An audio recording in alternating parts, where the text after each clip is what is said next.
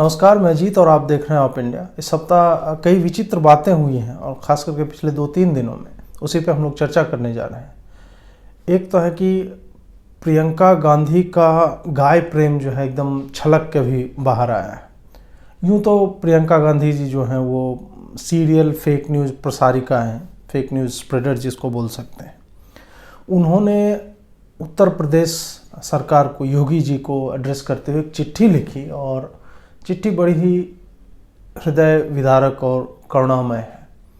उसमें उन्होंने बताया कि एक तस्वीर उन्होंने शेयर की और उन्होंने कहा कि हर जगह यूपी में गाय काटी जा रही हैं और इससे उनका मन जो है खिन्न हो गया है। काफ़ी ऐसी बातें की कि आप एक भाजपाई होते हुए भी रो देंगे। उसी में उन्होंने एक लाइन लिखी है जो सबसे ज़्यादा मतलब दिल को छू गई टाइप का लाइन थी। उन्होंने लिखा है कि गांधी जी गाय को करुणा का काव्य मानते थे। अब 30 मई 2017 की बात है। केरल के यूथ कांग्रेस के लोगों ने सड़क पर बछड़ा काटा था और उसको पकाकर खा गए थे। वो भी कांग्रेसी ही थे। अब तब पता नहीं, हो सकता है कि उस वक्त प्रियंका गांधी जो थी वो यहाँ पे होंगी नहीं, धरती पे हो सकता है नहीं होंगी, कहीं स्पेस ट्रेवल कर रही होंगी। उसके बाद आगे वो लिखती हैं कि मुझे नहीं पता कि गायें क्यों मरी, मतलब रीज़न इन्हें नहीं पता है, लेकिन मुझे लगता है कि वो भूख और प्यास से जो है वो मर गई। अब बड़े घर से, शाही ख़ानदान से, परिवार से आने के ये सब फ़ायदे होते हैं कि आपको एग्जैक्ट कारण नहीं पता हो, लेकिन फिर भी एग्जैक्ट कारण आप बता देती हैं कि लगता है भूख और प्यास से ही मरी है। मतलब ये लोग वैसे हैं जो पता नहीं, मुझे लगता है कि पोस्टमार्टम होता है तो उसमें काफ़ी मतलब चीर-फाड़ करना पड़ता है, तो ऐसा कुछ व्यवस्था ऐसी होनी चाहिए कि प्रियंका जी को या ऐसे लोगों को जिनमें भी इस तरह की विशेषताएं हैं वो उन्हें तस्वीरें भेज दीजिए और वो तुरंत जो है देख के ही बता देंगे, क्योंकि इससे डॉक्टरों का टाइम, आप जानते हैं कि डॉक्टर्स हमारे देश में कितने कम हैं, डॉक्टर्स का टाइम बच जाएगा और एग्जैक्ट रीज़न ऑफ डेथ जो है लोगों का, जानवरों का, ये सब का, जानवर का पता लगा सकते हैं तो लोग का भी पता लगा ही देंगे। और भी 2-4 फ़ायदे हैं बड़े घर से आने के कि आपको एक तस्वीर मिलती है, उसका by the way fact check किया और बताया कि ये झूठी तस्वीर है, ये फर्जी है और जहाँ की आप बता रहे हैं वहाँ की नहीं है, कहीं और की तस्वीर रही होगी और किसी और कारण से गायों की मृत्यु हुई होगी। तो फेक न्यूज़ इन्होंने फैलाया था। उसी में इन्होंने मतलब सिर्फ एक तस्वीर के आधार पर इन्होंने कह दिया कि किस किस जगह और कहाँ कहाँ और कितनी गायें हर रोज़ मर रही हैं। यूपी सरकार को इन्होंने लताड़ते हुए कहा कि आप लोग जो है कहते हैं कि गायों की चिंता करते हैं, लेकिन देखिए आपके राज्य में क्या हो रहा है, लगातार गायें जो हैं हर दिन मर रही हैं और हर जगह भ्रष्टाचार हो रहा है। सिर्फ एक तस्वीर देखकर प्रियंका जी ने पूरा मतलब X ray, gamma ray, alpha, beta, theta, radium, madam Marie Curie, जो भी होता है सब उसमें लगा के उन्होंने, मतलब होता है अनुभव जब आपके पास आता है या फिर आप किसी बड़े परिवार से ताल्लुक़ रखते हैं या रखती हैं तो इस तरह की चीज़ें आम हैं।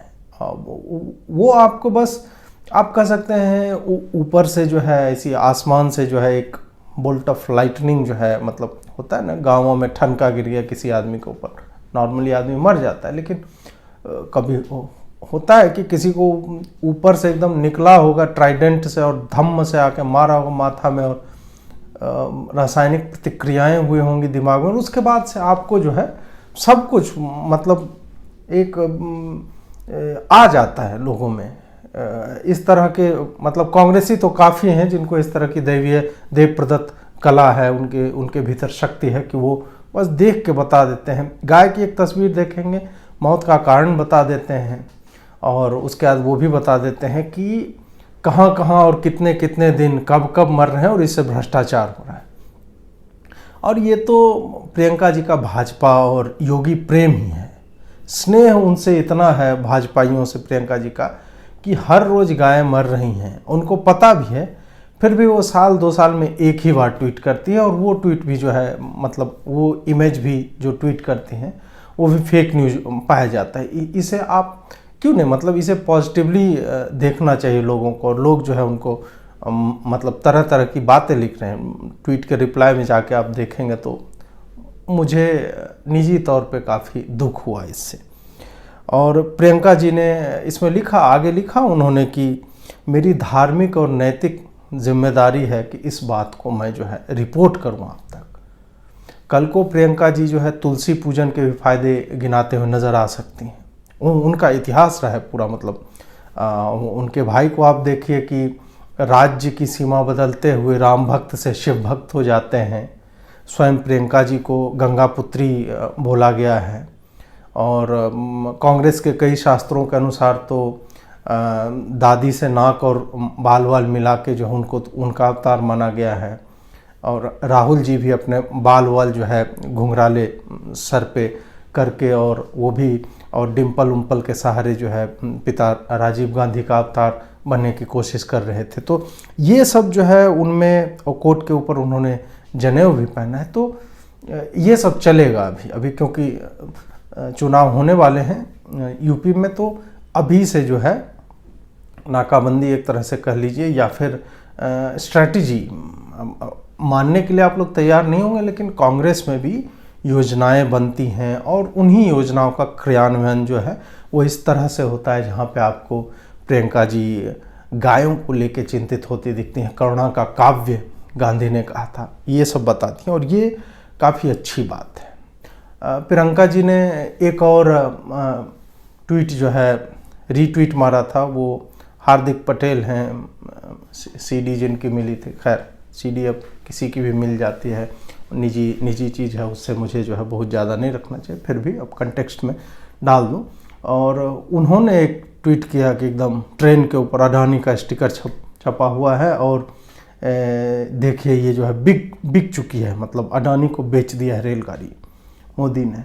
प्रियंका जी ने ट्वीट किया, उसका भी पीआईबी ने फैक्ट चेक किया और उसमें पता चला कि जाहिर सी बात है कोई भी कॉमन सेंस वाला आदमी समझ ही जाएगा कि ट्रेन के ऊपर स्टिकर अगर चिपका दिया जाए तो उससे ट्रेन जो है पूरी किसी को बेच नहीं दी जाती। वो विज्ञापन था अडानी का। और लेकिन यहाँ पे एक बात और देखने लायक ये है कि बाद में प्रियंका जी ने, मतलब उनको शायद ध्यान में आया तो उन्होंने शायद पोस्ट डिलीट कर दिया, क्योंकि फेसबुक ने ही उनके ही पोस्ट पे ये कर दिया कि this is false and misleading information. तो ये काफ़ी बुरा किया फेसबुक ने, ऐसे नहीं करना चाहिए। कम से कम किस ख़ानदान से उनका ताल्लुक़ है, किस पार्टी से उनका ताल्लुक़ है और वो स्वयं कौन है। वो गंगा पुत्री हैं, वो दुर्गा अवतार हैं।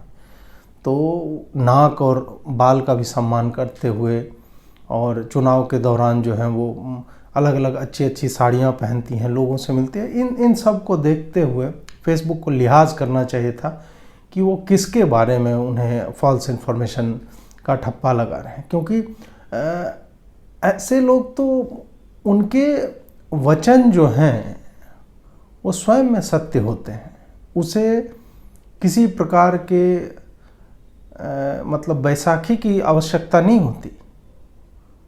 उन्होंने जो बोला वही सत्य है। उसके अगेंस्ट जो भी चीज़ आपके पास कोई अलग इन्फॉर्मेशन है तो वो असत्य हो जाएगा ना तुरंत। प्रियंका जी ने बोला है तो या रीट्वीट किया है, उनका मुहर उस पर लग गया, इसका मतलब ही है। और अगर ऐसा नहीं है तो फिर भी प्रियंका जी का लिहाज करते हुए क्या भारतीय रेल ये नहीं कर सकती थी कि एक ट्रेन अडानी को बेच देती रातों रात? उनके बाद की एक वैल्यू है, उसको बचाना चाहिए लोगों को। अरे वो आप सोचिए, वो इंदिरा गांधी के ख़ानदान से है, नेहरू जी के ख़ानदान से हैं, इसका लिहाज करना चाहिए। और यहीं पे भाजपाई जो है वो मात खा जाते हैं। इसीलिए पीपुल टू पीपुल कनेक्ट इनका हो नहीं पाता है। और हर जगह देखिए भाजपा वाले चुनाव हार रहे हैं और प्रियंका जी को देखिए जहां जाती हैं छा जाती। वो तो उनका बड़ा हृदय था कि उन्होंने 2017 में मतलब हार मान ली और दे दिया कि योगी जो है यंग आदमी है, महंत है और उनका हिंदू प्रेम था ये। जैसे कि ऊपर उन्होंने बताया कि गाय के बारे में रिपोर्ट करना, और उन्होंने ही फिर मतलब काडर को बोला कि नहीं नहीं नहीं, योगी जी को जीतने दो, और तब जाके, नहीं तो आपको लगता है प्रशांत किशोर जैसे आदमी का दिमाग लगा था उसमें और वो चुनाव कांग्रेस हार जाती, सवाल ही नहीं था। 300 सीट तो आने वाले थे कांग्रेस के, और उन्होंने फिर बड़ा दिल करते हुए घर में मीटिंग हुई, पार्टी के ऑफिस में मीटिंग हुई, और एक मत से, ध्वनि मत से कहा गया कि नहीं नहीं नहीं, योगी जी को मतलब बनाया जाना चाहिए। और हिंदुओं के लिए कांग्रेस ने कभी कुछ किया नहीं है ज़्यादा, या किया भी है तो वो दिखा नहीं है सामने से कि उन्होंने हिंदुओं के लिए कुछ किया है। तो फिर उन्होंने वहाँ पे योगी जी को जो है बोला कि ठीक है, और भाजपा के साथ यही था ही, अगर योगी जी को नहीं बनाते तो कांग्रेस जो है फिर सरकार गिरा के दोबारा चुनाव करवा कर तुरंत जीत लेती। लेकिन भाजपा पे काफ़ी दबाव था, इसीलिए आपको याद होगा कि कौन मुख्यमंत्री बनेगा ये चुनने में भाजपा को काफ़ी समय लगा था। तो अब उस स्टैचर का, उस स्तर का व्यक्तित्व जिनका रहा हो, और वहाँ पे जो है आप एक स्टिकर लगा और आप उसको फेक न्यूज़ करार करवा देते हैं, ये सब चाल कितने दिन चलेगी मोदी जी आपकी? ये तो सही नहीं है ना। आप मतलब फर्स्ट फैमिली हैं वो, हैं भारत माता, उनको कांग्रेसी जो है कहते फिरते हैं, पीसी चाको टाइप के आदमी, राहुल गांधी को बाप बनाने लगते हैं लोग। तो आप उसका लिहाज करना चाहे तो ट्रेन बेच लेते। इतनी ट्रेनें हैं, एक ट्रेन अडानी को मान लीजिए बेच ही देते प्रियंका जी का मान रखने के लिए, तो क्या हो जाता, लेकिन नहीं। अब जो है एक और बात जो, अब अगर आप हंसी मजाक करना चाहें तो, कि फेक न्यूज़ फैलाने से होता क्या है? फेक न्यूज़ फैलाने से ये होता है कि हमारा मकसद जो है वो सॉल्व हो जाता है। जैसे कि रवीश जी को देखें कि कैरवां में एक छपता है, शौर्य डोभाल और विवेक डोभाल जो हमारे एनएसए के सुपुत्र हैं दोनों, उनके बारे में कि ये जो है मतलब काला पैसा जो है, काला धन जो है सफ़ेद कर रहे थे, और यूके, आयरलैंड और केमन आइलैंड और पता नहीं कहाँ कहाँ से एक खोजी पत्रकार ने कैरवां का था, वो कहीं कहीं से ले आया डॉक्यूमेंट, और वो पूरा एकदम डी कंपनी बना के साथ कर रहा था। उसी तरह गुजरात चुनाव के मतलब 1-2 दिन बाद होने वाले थे, और उस वक्त आया था अमित शाह के बेटे जय शाह के ऊपर की संपत्ति जो है 80 गुना बढ़ गई और ये वो हो गया। तो ये जब करते हैं तो उनका पर्पस ये थोड़े होता है कि लोगों को बताया जाए, नहीं, उनका पर्पस ये होता है कि ये इन्फॉर्मेशन है। और कहते हैं ना कि युद्ध और प्रेम में सब जायज़ है, तो रवीश जी का ये भाजपा प्रेम है कि वो ऐसे मौक़ों पे इस तरह के फेक न्यूज़ जो है फैला देते हैं, ताकि रिज़ल्ट जो है वो कांग्रेस के शासन में, मतलब उनके फेरे में चला जाए, या जो भी भाजपा के विरोध में। क्योंकि भाजपा को आने देना, मतलब रवीश ये कैसे बर्दाश्त कर सकते हैं, मतलब पूरे देश के। और रवीश जी जब ऐसा करते हैं, या प्रियंका जी ऐसा करते हैं जब फेक न्यूज़ फैला के, तो उसका होता है तुरंत उस वक्त डैमेज कर दो, उसके बाद जो होगा देखा जाएगा, बाद में हम डिलीट मार देंगे। तो वही यहाँ पे भी हुआ, उन्होंने डिलीट मार दिया, और डिलीट मारना ईमानदारी की पहचान है। कम से कम प्रियंका जी में है, रवीश ने तो अभी तक माफ़ी नहीं मांगा है उसके लिए। खैर, प्रियंका जी जैसा मतलब उनके जैसा समझदार या उस तरह का व्यक्तित्व तो कहाँ से किसी को मिल पाएगा। अब ऐसे में एक और फोटो जो है मुझे मिली फेसबुक पर, अल्पसंख्यक लड़की है सुश्री जोया मंसूरी, उन्होंने एक शेयर किया मेट्रो की तस्वीर जो आपके स्क्रीन पे है, और वो पूरी की पूरी ट्रेन जो है कांग्रेस को बेच दी गई है।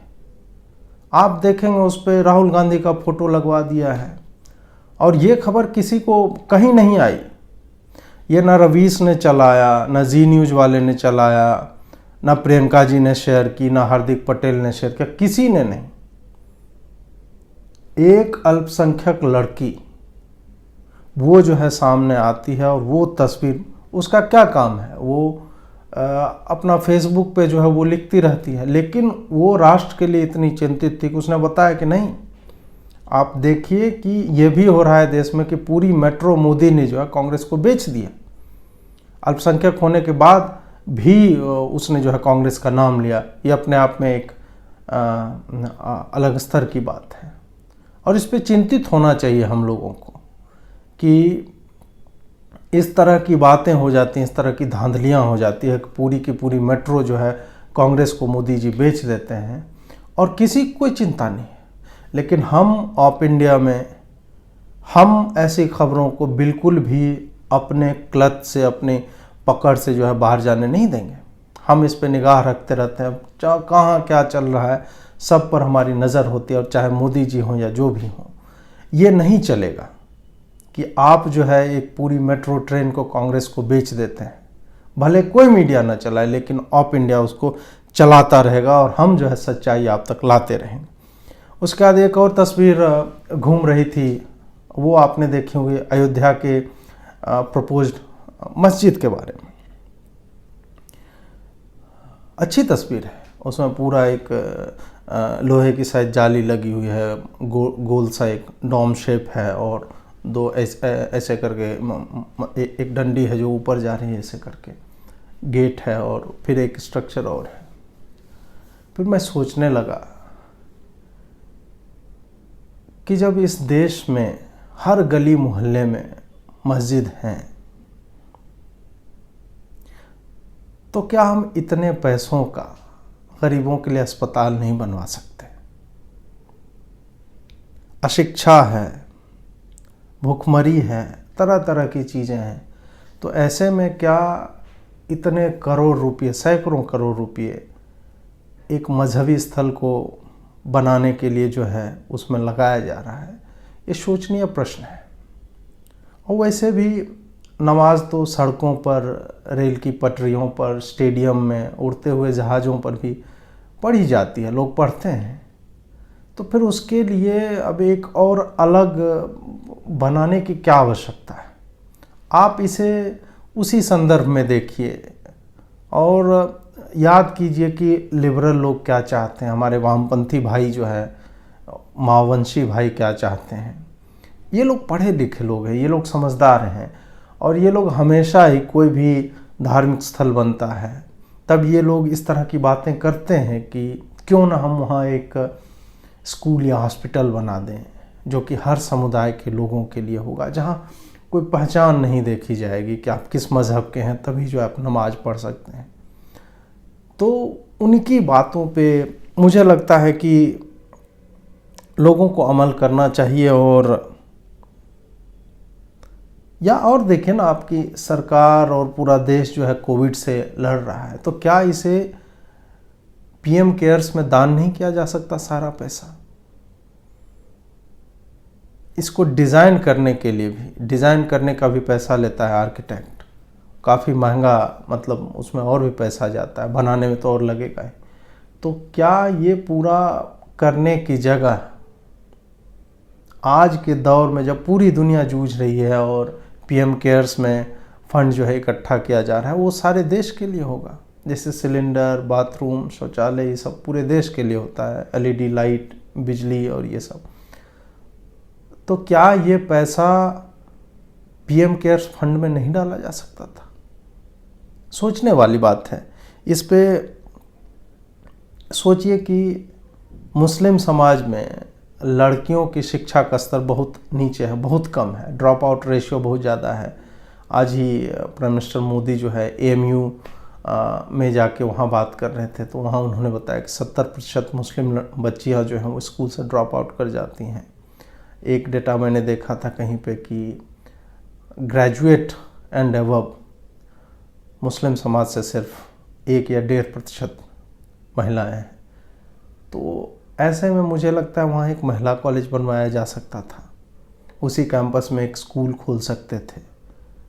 आप एक्सक्लूसिव रख लीजिए उन्हीं के लिए कि वो एक माइनॉरिटी इंस्टीट्यूशन ही होगा, और उसमें अगर पैसा लगाते तो वहाँ से जो लोग निकलते वो इतनी कमाई करते कि 10, 20, 50 मस्जिद और बनवा सकते थे। इसे हमें हमेशा भविष्य की तरफ देखते हुए करना चाहिए था। और मैं थोड़ा नाराज़ हूँ कि लिबरल वामपंथी लोग इतना ये कहते रह गए और हमेशा कहते हैं, और उनकी बात पे जो है अमल नहीं किया जा रहा है कि देश में स्कूलों और अस्पतालों की आवश्यकता है, न कि मजहबी स्थलों की। खैर, इससे इतर प्रशांत किशोर पे आते हैं। उन्होंने एक भविष्यवाणी की एक ट्वीट में लिखते हुए कि अगर भाजपा डबल डिजिट यानी दहाई अंक क्रॉस कर जाती है बंगाल में तो मैं ये जगह छोड़ दूंगा। दहाई अंक 99 भी होता है और 10 भी होता है। और वो जब बोल रहे हैं कि क्रॉस कर जाए, मतलब बेयरली क्रॉस करेगी, उन्होंने लिखा है कि संघर्ष करना पड़ेगा तब क्रॉस करेगी।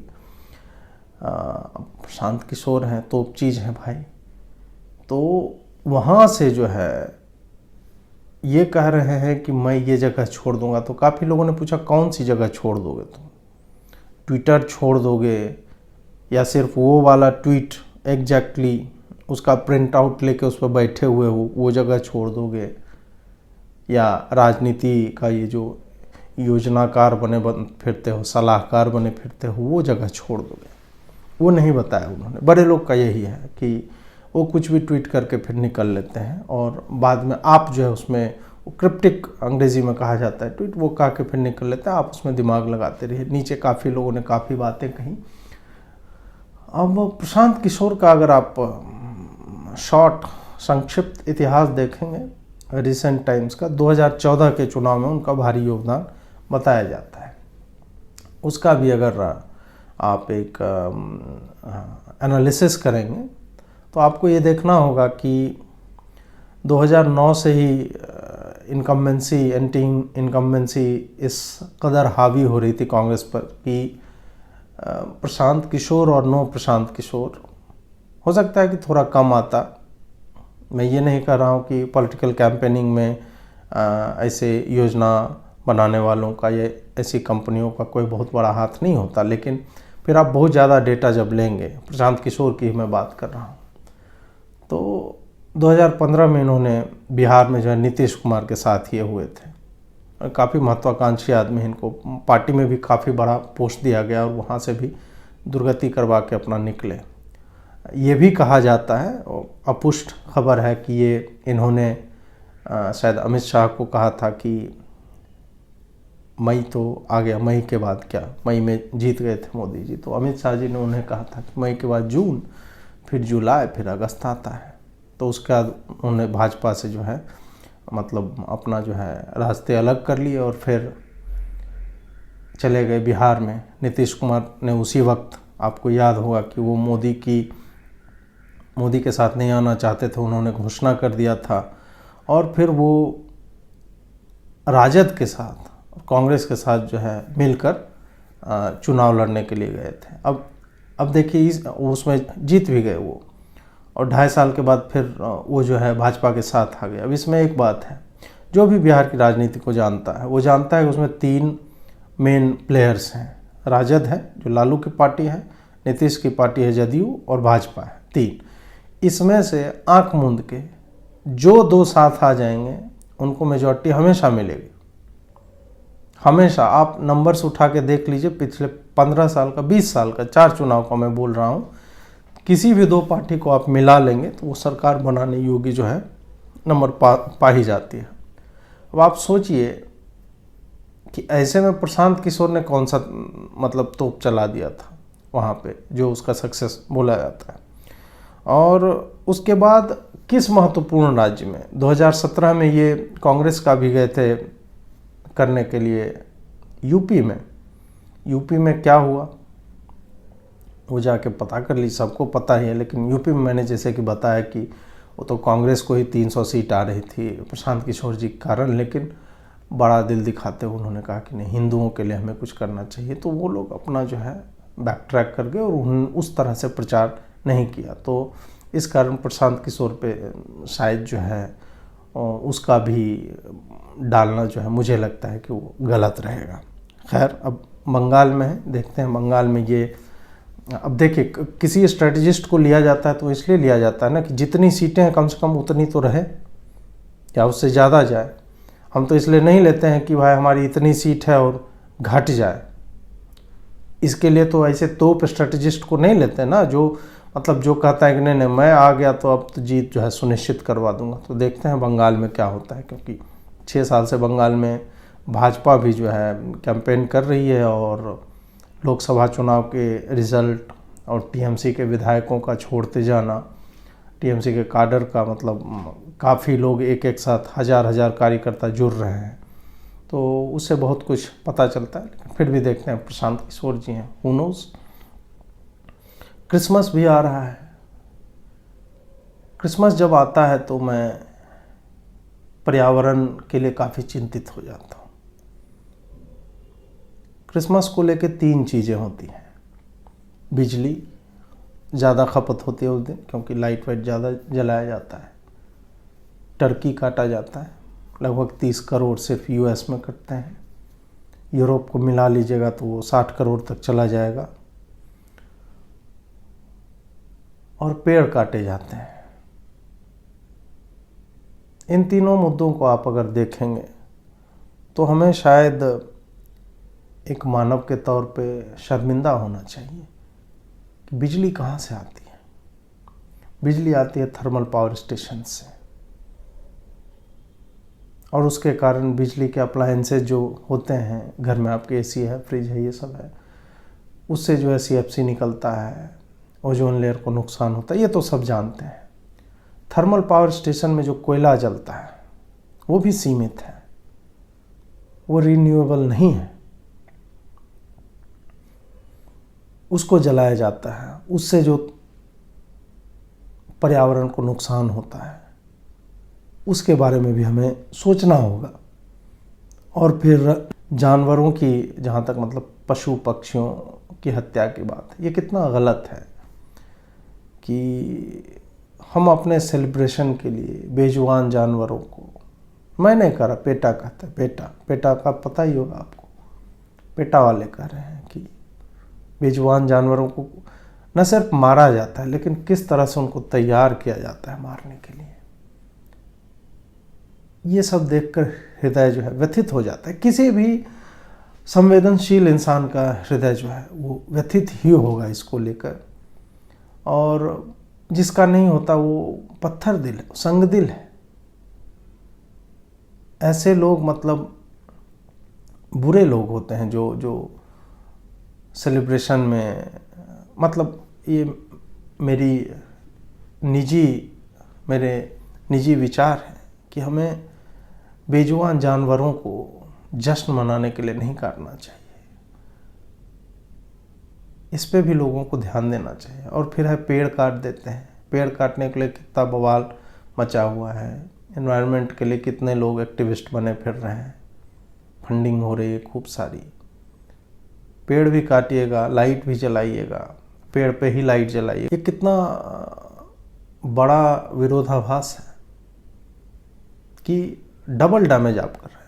पेड़ जो ग्लोबल वार्मिंग में हेल्प करता है, मतलब उसको कंट्रोल करने में, उसको काट दिया, और जो चीज़ बढ़ाती है उसको ज़्यादा यूज कर रहे हैं। डबल वार्मिंग इसको बोला जाता है अंग्रेजी में। वो भी नहीं करना चाहिए। कुछ लोग कहते हैं नहीं हम तो प्लास्टिक का लाते हैं, तो प्लास्टिक कौन सा एनवायरनमेंट के लिए बढ़िया चीज़ है।